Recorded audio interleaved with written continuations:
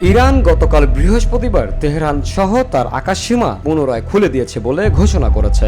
দেশটির রাষ্ট্রীয় সংবাদ মাধ্যমের খবরে একথা বলা হয়েছে। ইসরায়েলের সঙ্গে 12 দিনের রক্তক্ষয়ী যুদ্ধের পর আকাশসীমা পুনরায় খুলে দিল ইরান।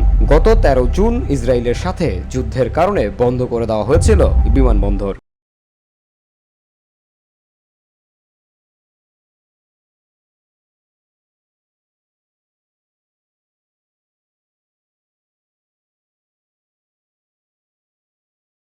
সরকারি ইরান সংবাদ সংস্থা জানিয়েছে, তেহরানের মেহরাবাদ এবং ইমাম খামেনি আন্তর্জাতিক বিমানবন্দর, সেই সঙ্গে দেশের উত্তর, পূর্ব, পশ্চিম এবং দক্ষিণে অবস্থিত বিমানবন্দরগুলো পুনরায় খুলে দেওয়া হয়েছে এবং ফ্লাইট পরিচালনার জন্য প্রস্তুত রয়েছে।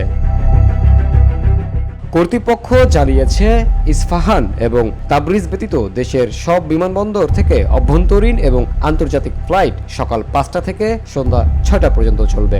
IRNA অনুসারে প্রয়োজনীয় অবকাঠামো তৈরি হওয়ার সঙ্গে সঙ্গেই এই শহরগুলো থেকে ফ্লাইট পুনরায় চালু হবে। হামলা পাল্টা হামলার পর যুক্তরাষ্ট্রের মধ্যস্থতায় গত 24 জুন থেকে যুদ্ধবিরতির কার্যকর হয় ইরান ও ইসরায়েলের মধ্যে। ইসরায়েলি হামলার জবাবে তেল আবিবে প্রতিশোধমূলক ক্ষেপণাস্ত্র হামলা চালায় Tehran. VOD Bangla news desk.